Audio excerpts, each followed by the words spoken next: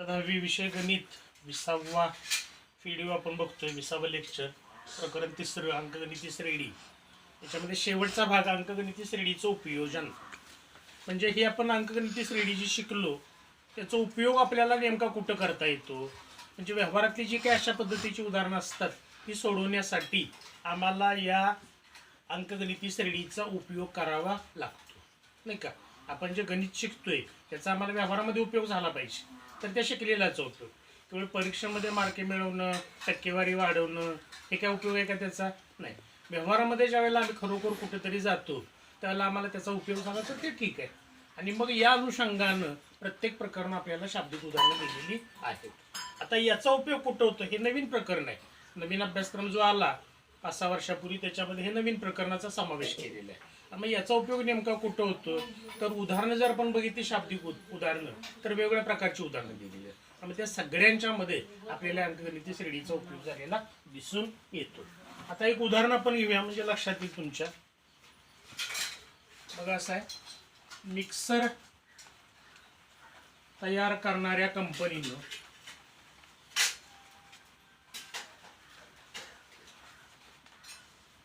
तिसऱ्या वर्षी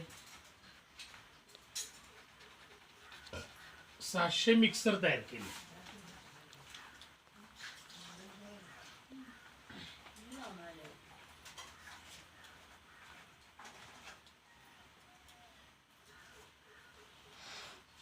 सातव्या वर्षी 700 मिक्सर तयार केले.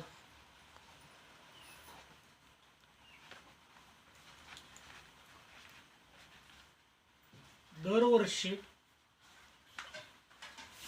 तयार होणाऱ्या मिक्सरच्या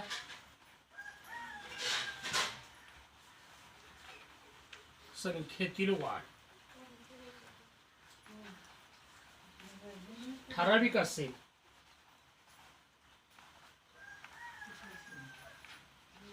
तर पुढील संख्या काढा.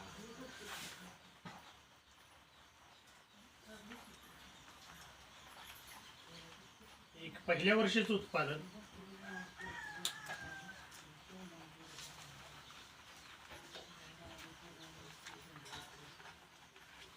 2 10व्या वर्षीचं उत्पादन,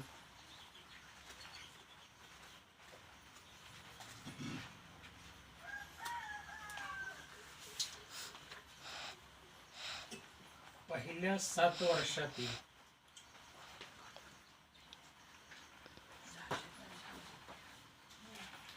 एकूण उत्पादन.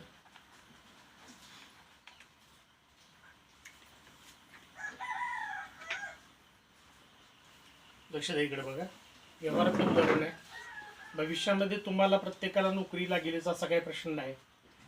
तुमच्यापैकी काही एखादा कारखानदार होईल, कारखान्यामध्ये नोकरी करेल किंवा बिझनेस पार्टनरशिपमध्ये बिझनेस तयार करेल. आणि मग ज्या वेळेला अशा पद्धतीनं आपण एखादा धंदा चालू करतो त्याला आपल्याला मग अमुक वर्षी किती उत्पादन निघेल, अमक्या वर्षी किती होईल उत्पादन एकूण. जरी आपण शेतीमध्ये राहिलो आणि सलग अशा पद्धतीने वेगवेगळे प्रयोग त्याच्यामध्ये करत बसलो, प्रयोगशील शेतकरी आपण त्याला म्हणतो, आणि त्याच्यामध्ये मग प्रत्येक वर्षी आपल्याला किती उत्पादन मिळेल याचा अंदाज आपल्याला बांधता येतो. काय काय दिले बघा. मिक्सर तयार करणाऱ्या कंपनीनं तिसऱ्या वर्षी 600 मिक्सर तयार केलं. म्हणजे पहिल्या वर्षी किती केले दिलेलं नाही, दुसऱ्या वर्षाचं नाही दिलेलं, तिसऱ्या वर्षी 700. 7व्या वर्षी 700 मिक्सर तयार केले. म्हणजे 5व्या 4थ्या 5व्या 6व्याचं काही दिलेलं नाही. दरवर्षी तयार होणाऱ्या मिक्सरच्या संख्येतील वाढ ठराविक असेल. एक ठराविक अशा रेंजनं वाढ होते त्याच्यामध्ये. म्हणजे 50 100 200 300 नाही का, अशा पद्धतीने ठराविक, त्याच्यामध्ये बदल होत नाही. हा शब्द महत्वाचा. तर पुढील संख्या काढा. पहिल्या वर्षाचं उत्पादन, तिसऱ्या वर्षाचं दिले, 7व्या वर्षाचं दिले, तिसऱ्या वर्षाचं आम्हाला काढायचं आहे. पहिल्या वर्षाचं उत्पादन, 10व्या वर्षाचं उत्पादन काढायचं आहे, 10व्या वर्षी किती असेल, आणि पहिल्या 7 वर्षातील एकूण उत्पादन या ठिकाणी आम्हाला काढायचं आहे. इंग्लिशमध्ये कसं दिले बघा. Mixer manufacturing company manufactured 6,000 mixture in 3rd year and 7th year they manufactured 7,000 mixture. Manufacture company manufacturing mixers, third year 600 and seventh year 700. In every year there is a same growth in the production of mixer. In every year there is a same growth म्हणजे वाढ. दरवर्षी ठराविक अशा पद्धतीची वाढ त्याच्यामध्ये होत असेल. Then find production in first year, पहिल्या वर्षाचं उत्पन्न. प्रोडक्शन ऑफ 10th इयर, 10व्या वर्षाचं उत्पन्न. आणि पहिल्या 7 वर्षातील एकूण उत्पादन म्हणजेच काय येणार आहे, total production in first 7 years. आता शाब्दिक उदाहरणांच्या वर्ण, आता इथं असं काय परीक्षेमध्ये आपल्याला प्रश्न पडतो की हे उदाहरण कुठल्या प्रकरणाचं आहे नेमकं, त्यावेळेला कन्फ्यूज होतो आपण. मग त्यावेळेला आम्हाला लक्षात आलं पाहिजे की कशा पद्धतीचं उदाहरण दिलेल्या बाबी काय काय आहेत आणि आउटपुट त्याचं काय करायचं आहे आम्हाला. आणि मग त्याच्यावरनं प्रकरण म्हणजे ते शाब्दिक उदाहरण मग 2 चलातल्या रेषे समीकरण आहे का, वर्ग समीकरण आहे का, अंकगणिती श्रेणी आहे, किंवा पुढे आपल्याला आणखी संभाव्यता सारखे प्रकरण आहे, कुठलं आपल्याला कन्फ्यूज होतो. मग ते बरोबर आम्हाला या ठिकाणी कळलं पाहिजे. पहिल्यांदा दिलेल्या बाबी आपण मानूया. मिक्सर तयार करणाऱ्या कंपनीनं 3ऱ्या वर्षी, थर्ड इयर, बरोबर की नाही, 3ऱ्या वर्षी म्हणजे जर आपण या ठिकाणी मांडलं 3ऱ्या वर्षी किती घेतले तो 600 मिक्सर, 7व्या वर्षी 700. दरवर्षी त्या मिक्सरच्या संख्येतील वाढ ठराविक. पहिल्या वर्षाचं उत्पन्न काढायचंय, 10व्या वर्षाचं काढायचंय आणि 7 वर्षातील एकूण उत्पन्न आम्हाला काढायचंय. म्हणजे हे उदाहरण 3ऱ्या वर्षाचं दिले, 6व्या वर्षाचं दिले, आम्हाला पहिल्या वर्षाचं काढायचंय, 10व्या वर्षाचं काढायचंय. म्हणजे उदाहरण नक्कीच अंकगणिती श्रेणीवरचं आहे. म्हणजे 3रं पद दिलेलं आहे, 7वं पद दिलेलं आहे आणि मग त्याच्यावरून आम्हाला पहिलं, 10वं आणि एकूण उत्पन्न अशा बाबी आम्हाला या ठिकाणी काढायच्या आहेत. लक्षात आलं. आता या पद्धतीनं सोडवायचं असेल तर मग काय केलं पाहिजे नेमकं. आता मग या ठिकाणी आपल्याला टर्म मांडावे लागतील. काय काय केले बघा. 3ऱ्या वर्षीचं, 3ऱ्या वर्षी म्हणजे 3रं पद, बरोबर की नाही. 3रं पद दर्शवण्यासाठी कुठला अक्षर वापरतो आपण, T3. म्हणजे आता अगोदर असं मांडावं लागेल की वरील उदाहरण अंकगणिती श्रेणीवरचं आहे, बरोबर. Example is in on arithmetic progression असं म्हणावं लागेल. आता 3ऱ्या वर्षाचं उत्पादन दिलेलं आहे. Therefore T3 is equal to किती हो 700. 7व्या वर्षी 700 मिक्सर तयार केले, बरोबर की नाही. म्हणजे काय येणार आहे T7 बरोबर 700 हे दिलेलं आहे. दरवर्षी तयार होणाऱ्या मिक्सरच्या संख्येतील वाढ ठराविक असेल तर पुढील संख्या काढा. दिलेल्या बाबी एवढ्याच आहेत आम्हाला. आता फाइंड आउट काय करायचं आहे आम्हाला, पहिल्या वर्षाचं उत्पादन म्हणजे काय, T1 म्हणजे A काढायचं आहे आम्हाला, किंवा T1 काढायचं आहे, किंवा त्याला आपण A म्हणतो बरं का. पहिलं पद दर्शवण्यासाठी A अक्षराचा वापर करतो. 10व्या वर्षाचं उत्पादन म्हणजे काय T10 आम्हाला काढायचं आहे. अजून काय काढायचं आहे, पहिल्या 7 वर्षातील एकूण उत्पादन म्हणजे काय काढायचं,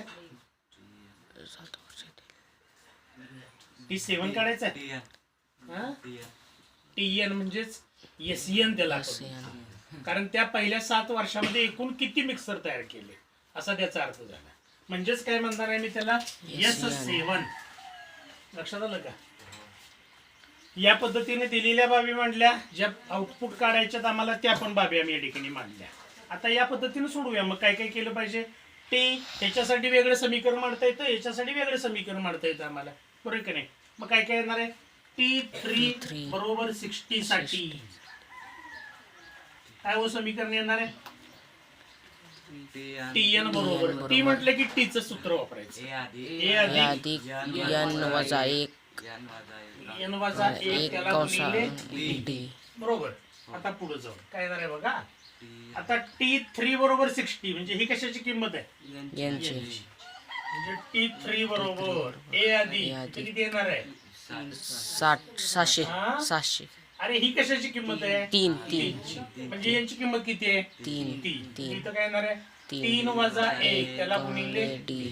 आता T3 बरोबर किती आहे 700. A अधिक 3 वजा 1 2 D. हे इक्वेशन 1 मिळालं आम्हाला. अगदीच त्याला रोमन मध्ये नाव द्यायचं. आता पुढं T7 बरोबर 700 साठी काय येणार आहे सूत्र, TN बरोबर A + 1 × D. आता इथं हे कशाची किंमत आहे 7 ही सात यांची यांची किंमत आहे. म्हणजे काय येणार आहे T7 T7 बरोबर A A प्लस प्लस 7 सात वजा वजा 1 एक. त्याला गुणिले D. D. T7 ची किंमत किती आहे 700 700 700 A अधिक अधिक 6 सहा D D. हे समीकरण 2 मिळालं. आता ही दोन समीकरणं जी मिळाली ती दोन चलातली समीकरणे मिळाली. A plus 2D A plus 6D बरोबर आहे का नाही. आता दोन चलातील रेषीय समीकरण पहिलं प्रकरण आपलं झालेलं आहे अभ्यासाला बरोबर आहे का. त्याला पण एक सामायिक समीकरण म्हणतो सायमल्टेनियस इक्वेशन. त्याच्यामध्ये एका चलाचा लोप करावा लागतो. इथं जर आपण बघितलं तर याचा सगुणक एक आहे इथं सहसा याचा सगुणक एक आहे त्यामुळे लोप होईल. काय केल्यावर लोप होईल वजाबाकी म्हणजे काय केल्यावर बेरीज वजाबाकी. वजाबाकी. म्हणजे इथं काय म्हणणार आहे मी समीकरण 1 मधून 2 वजा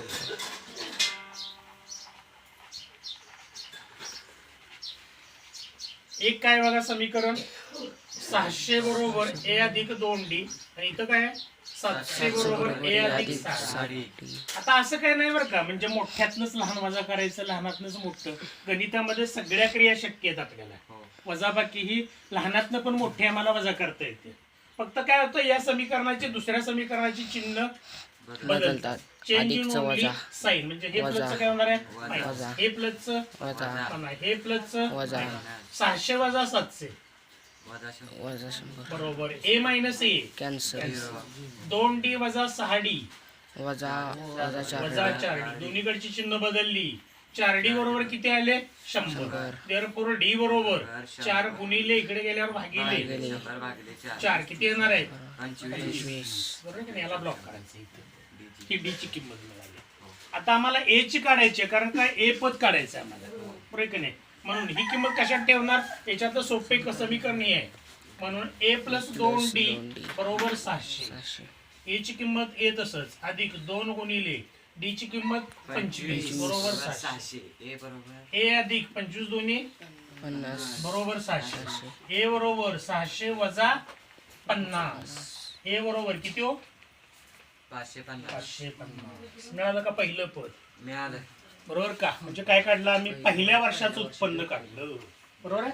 शब्दामध्ये लिहिता येईल आम्हाला पहिल्या वर्षाचं उत्पादन किती असेल 550 मिक्स.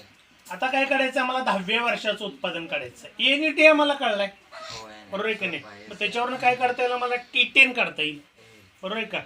आता T10 काढण्यासाठी कोणतं सूत्र वापरूया इथं घेतो मी T10 बरोबर TN बरोबर अधिक एक. इथं काय येणार आहे T10 म्हणजे कशाची किंमत 10 यांची याची किंमत किती आल्या याची किंमत इथं आहे कुठे आहे इथं? 550 अधिक यांची किंमत वजा 1 त्याला गुणिले D ची किंमत 25 550 अधिक 10 वजा 1 9 गुणिले 25 25 9 225 550 आणि 225 775. T10 बरोबर बरोबर आहे का म्हणजे काय हो शब्दामध्ये 10 वर्षाची 10व्या वर्षाचे उत्पन्न बरोबर आहे का 775 मिक्सर असं येणार आहे. आता पुढे काय करायचं आहे आम्हाला पहिल्या 7 वर्षात राहिला 7 वर्षातील एकूण उत्पादन काढायचं म्हणजेच काय म्हणणार आहे मी त्याला S7 बरोबर. आता इथं पहिला आणि शेवटचा काय आम्हाला माहित नाही कारण कारखाना चालू आहे प्रत्येक वर्षी उत्पादन होतंय त्याचं. मग काय येणार आहे पुढं सूत्र काय त्याचं N/2 into bracket N 2A 2A plus N-1 into D S7 बरोबर. ही कशाची किंमत आहे 7 ही यांची यांची. आता बघा इथं 7 भागिले 2 2 गुणिले याची किंमत किती आहे 550 अधिक यांची किंमत 7 वजा 1 गुणिले D ची किंमत 25 7 न 2 ला भाग जाणार नाही का हो आहे तसंच ठेवायचं 7 भागिले 2 तसंच अंशात 550 गुणिले 2 550 दोन्ही 1100 अधिक 7 वजा 1 6 गुणिले 25 7 हे 2 दीडशे कंसात 1100 अधिक 25 सक्क दीडशे मग 702 गुणिले 1100 आणि 150 1250 आता इथं अपूर्णांकांचा गुणाकार आला. हो. हा गुणाकार करताना काय करतो आपण? छेद शक्य असेल तर सोपं रूप. बरोबर बरोबर आहे की नाही? हो. म्हणजे ह्या दोन याला भाग जातोय. बे के बे, बे सक्क 12, बे दोन्ही 4, एक राहिले पंचे बे दहा. पंचे दहा. पंचे दहा बरोबर 7 गुणिले 725 7 5 35 3 आले 7 दोन्ही 14 आणि 3 17 ला 1 नाही 7 5 35 3 आले 7 दोन्ही 14 आणि 3 17 बरोबर आहे. आजच्याला 1 7 चुकून 42 आणि 43 7 वर्षाचं एकूण उत्पादन किती असेल? 4375 मिक्स. मिक्सर लक्षात आलं? याप्रमाणे आम्हाला उदाहरणं सोडवता येतात. लक्षात घ्या. 4 मार्काला 3 मार्काला अशा पद्धतीचे प्रश्न. याच्यामध्ये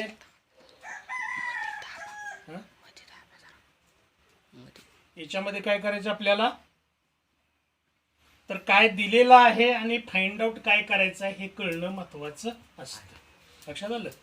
ठीक आहे. अजून एखादं उदाहरण बघूया. ठीक आता उसने घेतलेल्या 3,25,000 रुपयाची फेड करण्यासाठी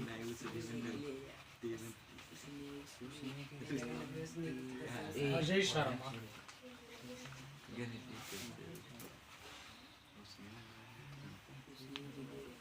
पहिल्या महिन्यात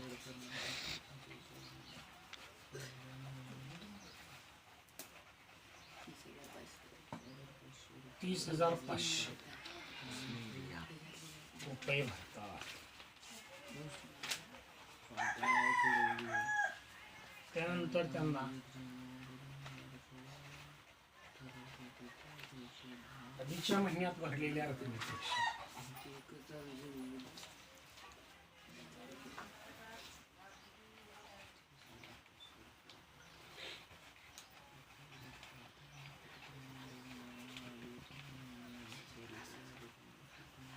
1,500 रुपये कमी भरले.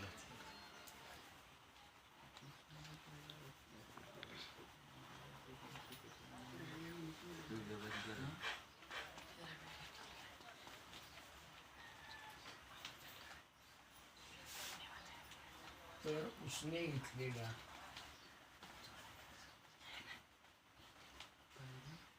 रकमेची फेड करण्यासाठी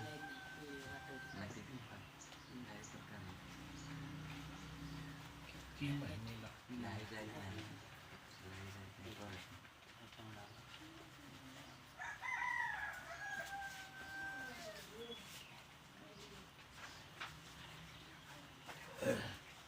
लक्ष द्या इकडं. पुन्हा एकदा उदाहरण आपण वेगळ्या पद्धतीचं घेतोय. बऱ्याच वेळा कर्ज काढण्याचा संबंध आपल्याला येतो. बरोबर की नाही? जरी ग्रामीण भागातले लोक असली तरी आपण बँकेकडून, पतसंस्थेकडून, बचत गटाकडून अशा पद्धतीने कर्ज घेतो. बरोबर आहे. आता कर्जाची परतफेड कशी करावी लागते आपल्याला? कर्ज कसं मिळतो आम्हाला? असंच मिळतं नाही का? त्याचं काही व्याज वगैरे द्यावं लागतं का नाही? लागतं. आता पहिल्यांदा सुरुवातीला व्याज कसं असते? कमी का जास्त असेल? कमी असेल. समजा एक 10,000 रुपये काढले आपण आणि त्याचं व्याज एक 2% समजा आहे. 2% धरलं महिन्याला 2%. बरोबर का? किती रुपये द्यायला लागतील पहिल्या महिन्यामध्ये व्याजाचे? 200 रुपये. बरोबर आहे. पुन्हा आपण हप्ता काहीतरी एक त्याचा भरला, 2,000 रुपये हप्ता भरला. पुढच्या महिन्यामध्ये किती द्यावे लागतील? किती राहिले शिल्लक? 8,000 रुपयेच राहिले. बरोबर आहे का नाही? 8,000चं किती होणार आहे? 150 होणार आहे. 8,000 गुणिले 2%, 160 रुपये. व्याज काय झालं? कमी. आपण हप्ताच नाही भरला तर आहे ते व्याज सगळं राहणार आहे. पण असं बँक कधी स्वीकारते का? असं म्हणते काय बँक? नुसतेच हप्ता, आमच्याकडे व्याज भरा, मुद्दल काय भरूच नका. असे पैसे मिळतात आपल्याला कुठं? नाही. मुद्दल पण भरावे लागते का नाही आपल्याला? बरोबर का? नॅशनलाइज बँकेचं सुद्धा आपण कर्ज काढतो त्यावेळेला आपल्याला प्रत्येक महिन्याला मुद्दल पण भरावी लागते, व्याज पण भरावं लागतं.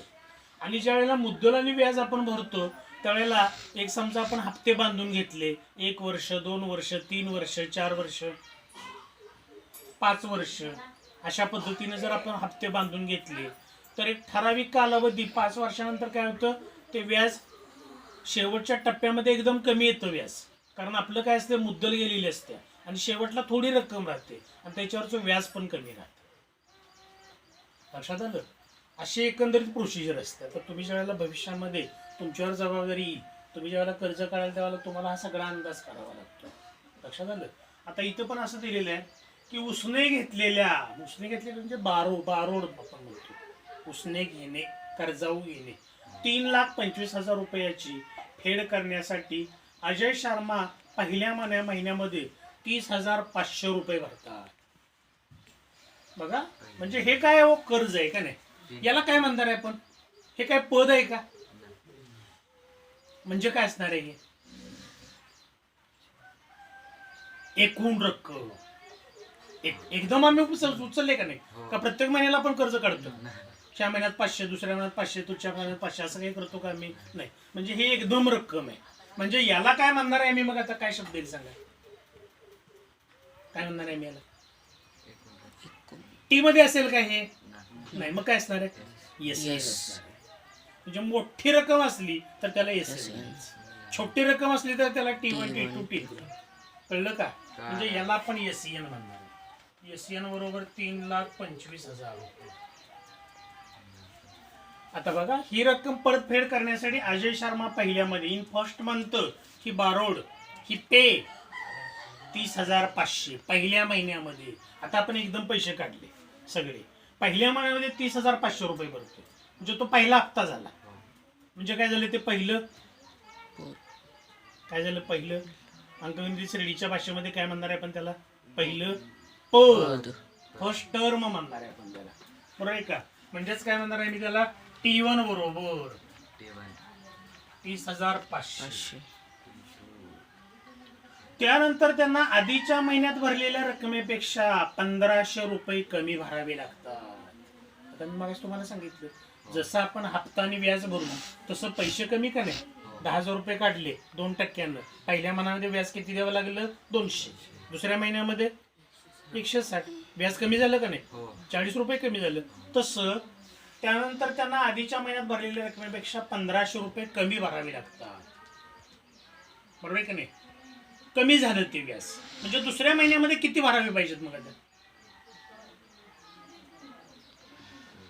येणारे किती येणारे सांगा बरोबर? दुसऱ्या महिन्यामध्ये किती भरावी लागतील रक्कम? पहिल्या महिन्यापेक्षा 1,500 रुपये कमी म्हणजे किती? 29. याच्यातनं 1,500 वजा करायची. 30,500 मधनं 1,500 गेले म्हणजे काय येणार? 29,500. T2 बरोबर 29,500 नाही, 29,500 येणार ना सर? 29,000च येणार. ठीक आहे.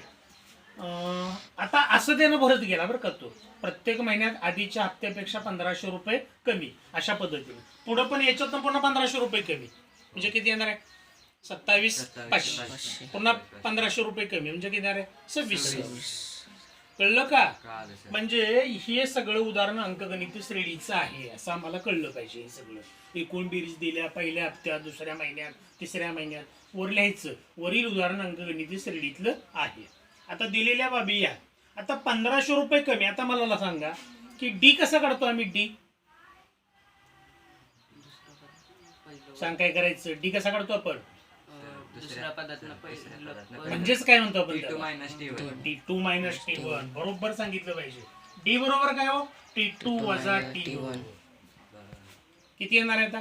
T2 29,000 वजा 30,500 किती होणार आहे एकूण?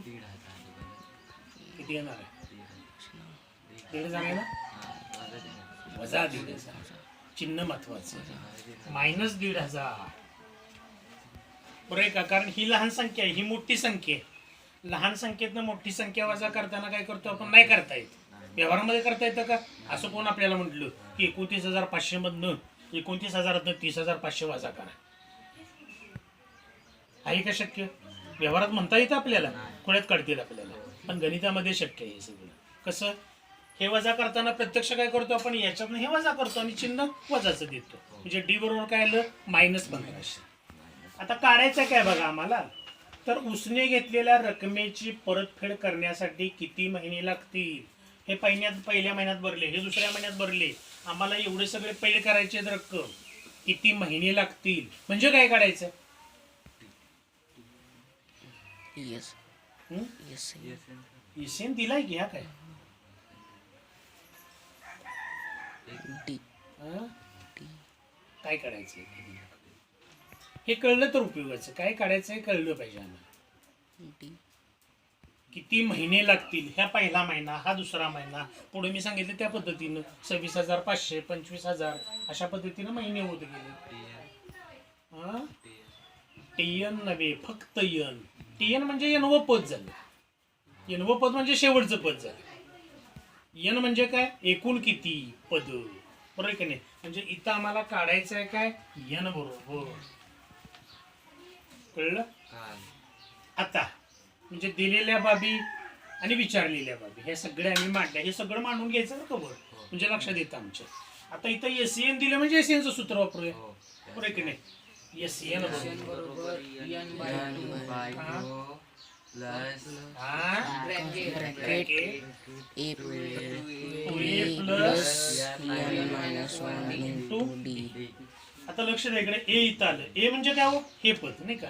ए म्हणजेच आपण त्याला काय म्हणतो, T1. T1 बरोबर ए बरोबर हे 30,500. 30,500 एसएन काढायचं आहे आम्हाला, म्हणजे इथं एन काढायचं आहे आम्हाला, बरोबर आहे का? हे एसएन तसेच काहीच दिलेलं नाही, यांची किंमत काढायची आहे आम्हाला. पुढं इथं काय येणार आहे, n/2 इंटू ब्रॅकेट 2 गुणिले किती, 30,500 30,500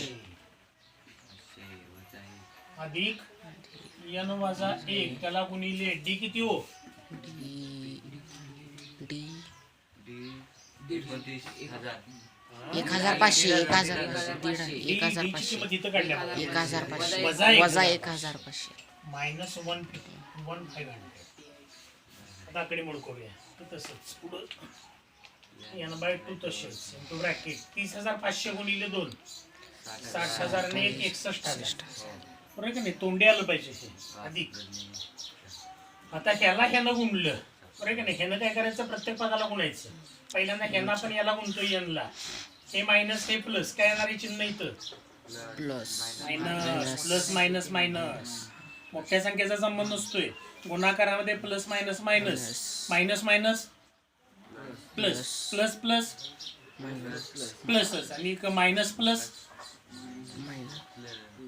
मायनस. आठवीच्या अगोदर हे सगळं. यानं याला गुणतोय, हे मायनस हे प्लस म्हणजे मायनस. 1,500 गुणिले n 1,500 n, हे वजा हे वजा, वजा वजा अधिक 1,500 गुणिले 1,500 कंस घातला याला. एसएन बरोबर, आता सॉरी एसएन ची किंमत दिली हो इकडं का नाही, ही घ्यायला पाहिजे इथं. 3,25,000 रुपये बरोबर. काय येणार आहे पुढं, n/2 इंटू ब्रॅकेट. आता हे नी स्थिर पद आहे, 61,000 अधिक हे 1,500 किती झालं, 62,500. 62,500 वजा 1,500, बरोबर का? आकडे मोडच फक्त करायचे. पुढे जाऊन आता इथे लक्षात घ्या, हे दोन इकडे काय येतो, इकडे गेल्यावर गुणिले. मग 3,25,000 गुणिले 2 बरोबर n इंटू ब्रॅकेट काय हो, 62,500 बरोबर ना? 62,500 वजा 1,500. 3,25,000 गुणिले 2 किती येणार आहे, 6,50,000 बरोबर. n मध्ये गुणलं तर 62,500 n वजा n गुणिले 1,500 n किती येणार आहे, 1,500 एन हा बरोबर आहे काय, n वर्ग n गुणिले n 1500 n स्क्वेअर आले. आता इथं जर आपण बघितलं तर हे समीकरण आम्हाला मिळालं आणि याच्यामध्ये काय आहे, चल n आहे आणि चलाचा सर्वात मोठा घातांक किती आहे, 2. म्हणजे कसलं समीकरण आहे,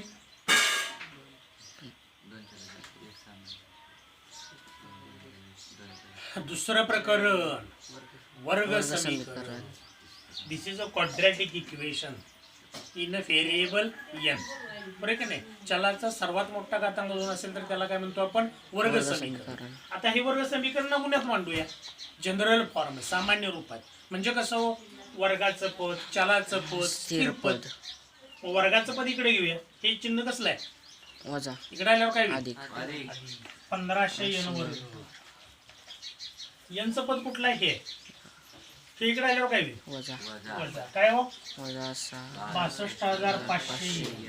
हे इकडं, आता हे इकडेच ठेवतोय बरं का आपण, इकडेच ठेवतोय, प्लस 6,50,000 बरोबर 50,000 नाही का, बघा बरोबर चुकते का कुठे, बरोबर.